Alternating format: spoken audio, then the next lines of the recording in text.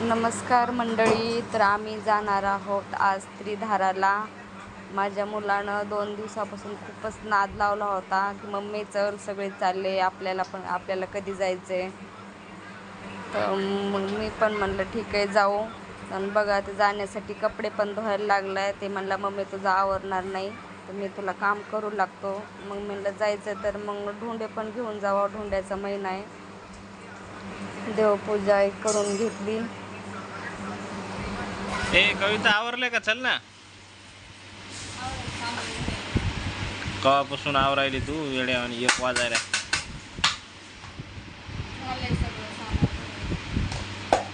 आवर पटकन, उशीर व्हायलाय. काय काय घेतलं सोबत?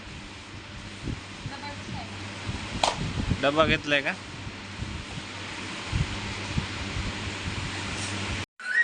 निघालोय आम्ही तीनधारेला जायला. एवढं ऊन झालेलं आहे. 1:30 वाजलाय. निघाला. दुपारून कसं वातावरण बिघडतंय मग ते जाणं होत नाही.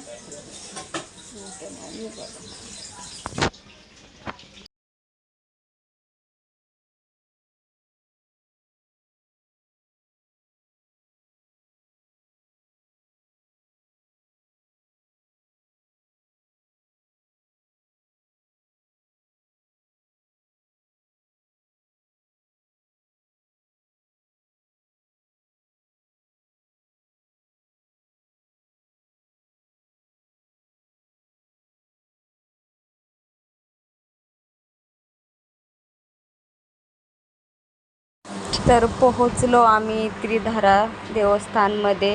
हे देवस्थान परभणीपासून 10-15 किलोमीटर अंतरावर आहे.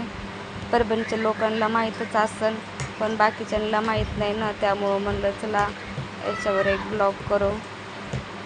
तर गेल्यानंतर अगोदर तर आंघोळी करणं लागतात तिथं. तर आंघोळी केल्या आणि पूजा पण करणं लागते, जे वल्ल्या वस्त्रानं करतात बाया. तर वल्ल्या वस्त्रानं पूजा पण केली.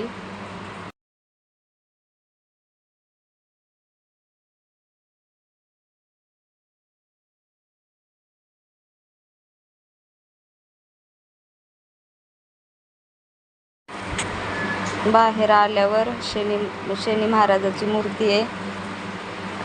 त्याला तेल चढवणं लागतंय. तर मग मी तेल चढवलं, दर्शन घेतलं.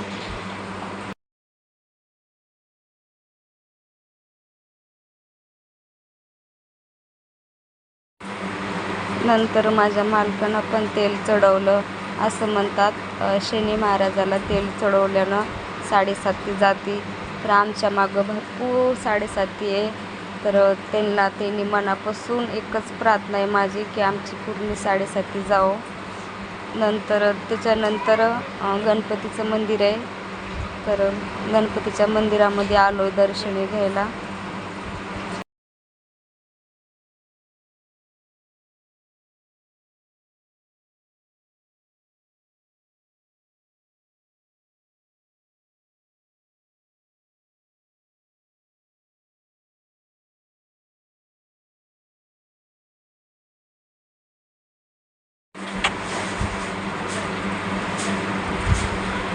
तिथून निघालो आणि बघा किती छान वाटतात हे वडाची झाडं. हे जर पाहिले ना तर पहिलं आठवण येते हे ना, 90ची आठवण येते.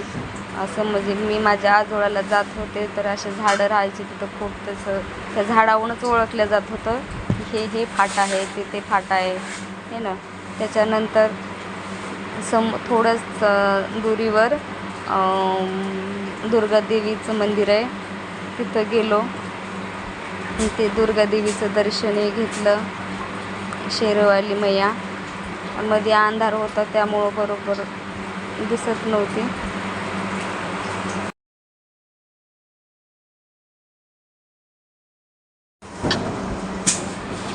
तर तिथून निघालो. जाता जाता बाजूच्या साईडला एक जोडीची शूटिंग चालू होती. तर थोडीशी शूटिंग बघितली त्यांची, पण ते लाजत होते त्यामुळं आम्ही समोर गेलो. तर इथं आहे महादेवाची लिंग. कोणती लिंग आहे ते माहीत नाही. महादेवाची लिंग आहे, कारण महादेवाचे लिंग खूप 2-4 आहेत तिथं. तर कोणती कोणती नाव आहेत म्हणजे काय ते माहीत नाही.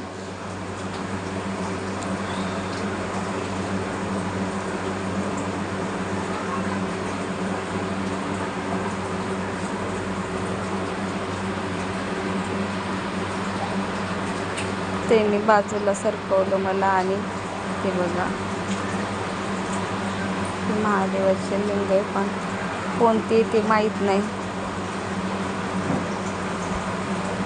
दर्शन घेतल्यावर बाहेर नंदी महाराज होते, तर नंदी महाराजाचं दर्शन घेतलं. त्यांना पण धोंड ठेवले.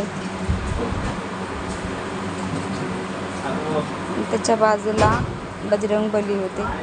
बजरंगबलीला पण बाईनं म्हणजे जाऊ नये तर पण त्यांना म्हणजे हे असते ना पूर्ण, तर बाहेरूनच दर्शन असते. तर मी बाहेरूनच दर्शन घेतलं.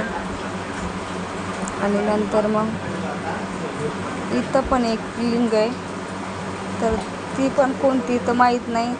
पण इथली खासियत असली आहे की इथं जे पहिलं त्रिधारा म्हणायचे ना, तर इथं एक अशी प्रतिमा आहे की त्यातून गाईचं मुख आहे आणि त्या गाईच्या मुखातून पाणी येत होतं, गंगेचं पाणी येत होतं. पण आता तसं काही नाही, तर गंगेचं पाणी येत नाही. आता मोटरचं पाणी सोडतात. गंगेचं पाणी बंद झालेलं आहे ना. त्याच्या बाजूला आहे हे गाईचं मुख आहे आणि गाईच्या मुखातून पहिलं पाणी येत होतं गंगेचं. ते कुठून येत होतं काय माहीत नाही. आता येत नाही, आता बंद झालंय ना. आता म्हणजे कलियुग आहे.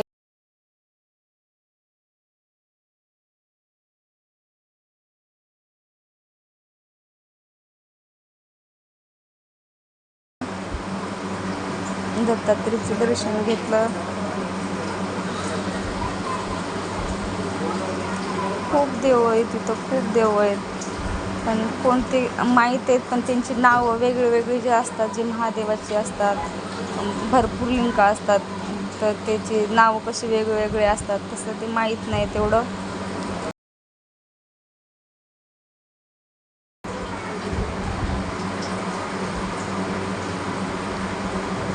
तिथून थोडं अंतरावर जे गुरु आहेत, म्हणजे ज्यांनी स्थान बनवलेलं आहे त्यांची प्रतिमा आहे. तर त्यांची गादी आहे आणि त्यांचा फोटो आहे. हे बाबा म्हणजे त्यांचं स्थान होतं आहे. त्याचं पण नाव माहीत नाही की काय नाव आहे. म्हणजे आम्ही सरासर जातच नाही, कधीतरी असं जातो, एवढं लक्ष पण नाही. म्हणजे आणि तसं कोणाला विचारलं तेवढं सांगत पण नाही. त्याच्यानंतर हे गुरु आहेत, हे त्यांचे गुरु असतात. यांचं पण दर्शन घेतलं.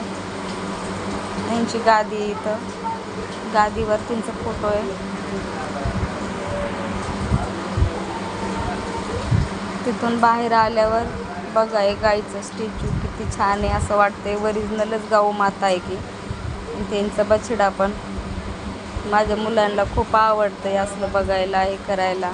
त्यांनी तिथं फोटो हे शूट केले. आणि तिथून मग भूक लागली होती, तर बघा माझ्या अगोदर समोर येऊन बसले. मग ते 1 वाजता आलो होतं, तर 1 वाजल्यापासून आता भूक लागली आता. सगळ्या देवाचं दर्शन झालंय आमचं. आता लय भूक लागली, तर जेवायलो. काय रे, भूक लागली का? हाव. हाव. तिकडं माकडं बी असतात. देवात दर्शन झाले तर चलू भूकच लागली. तुला भूक लागली अंश? भूक लागली. पूर्ण देवाचे दर्शन झाले. खूप जास्त देव आहे तिथं. सगळ्याचे दर्शन झाले. आता जेवायलो. डब्बा आणला होता सोबतच. खरं आहे ना. दर्शन झालंय आमचं, जेवण झालंय, सगळं चाललंय. आता आम्ही चाललोय घरी, नाही ना? जायचं की नाही? जायचंय. 4:30 वाजले. बसायचं थोडं वेळ? नाही, जायला अर्धा तास लागेल. 5 वाजता घरी जायचं. तर आम्ही चाललोय घरी आता. बसायला खूप छान वाटतंय, पण 5 वाजले. घरी जावंच तर 6-6:30 वाजतात.